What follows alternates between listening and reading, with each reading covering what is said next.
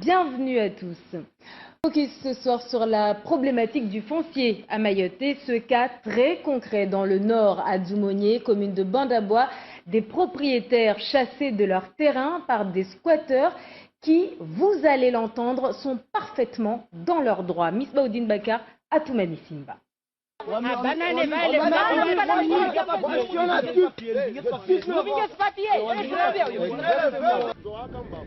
Les images parlent d'elles-mêmes. La problématique foncière à Mayotte vient de franchir une nouvelle étape. Ici à Dzoumogné, au nord de l'île, propriétaires et squatteurs ont failli en venir aux mains. Et aujourd'hui, on se demande jusqu'où ira cette anarchie. On a vu ce qui s'est passé à Bouyouni. C'est exactement ce qui se passe ici. Parce qu'en ce moment même, ils sont en train de couper tous les arbres, tous les orangers qui sont de l'autre côté. Vous avez vu l'autre côté, ils ont tout saccagé. Ils sont en train de mettre du feu. Voilà. Et voilà, comme si c'était chez eux.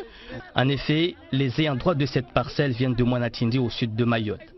Posséder un terrain à Dzoumogné alors qu'ils ne sont pas de cette localité, inconcevable pour ces habitants du village.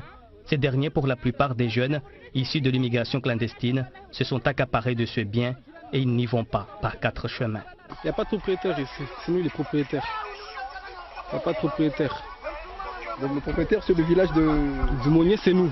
Les jeunes de Dzoumogné. C'est nous. Nous tous là. C'est nous. Quand on n'est pas de Dzoumogné, on n'a pas le droit d'avoir un terrain à Dzoumogné. Exactement, j'ai pas le droit. Moi j'ai rien, c'est pour ça que je suis ici. Moi je veux avoir quelque chose, c'est pour ça que je suis là. D'accord. C'est pour ça que je suis venu garder ce terrain. C'est pour ça que je suis là. Je vais être sincère avec vous. Je suis enjouané. Je viens d'Anjouan. Je suis ici à Mayotte depuis 2002 et j'ai toujours habité ici à Dzoumogné.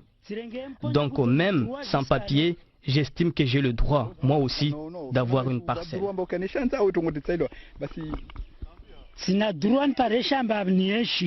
Les policiers municipaux sont intervenus à plusieurs reprises, en vain.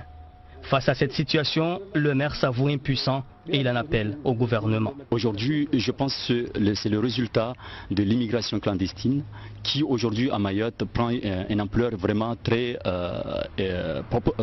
exponentielle. Et que nous avons besoin le concours des services de l'État pour régler cette affaire parce que ce sont eux, donc les garants de la loi, ce sont eux qui doivent vraiment intervenir dans cette affaire-là. Dzoumogné n'est pas un cas isolé.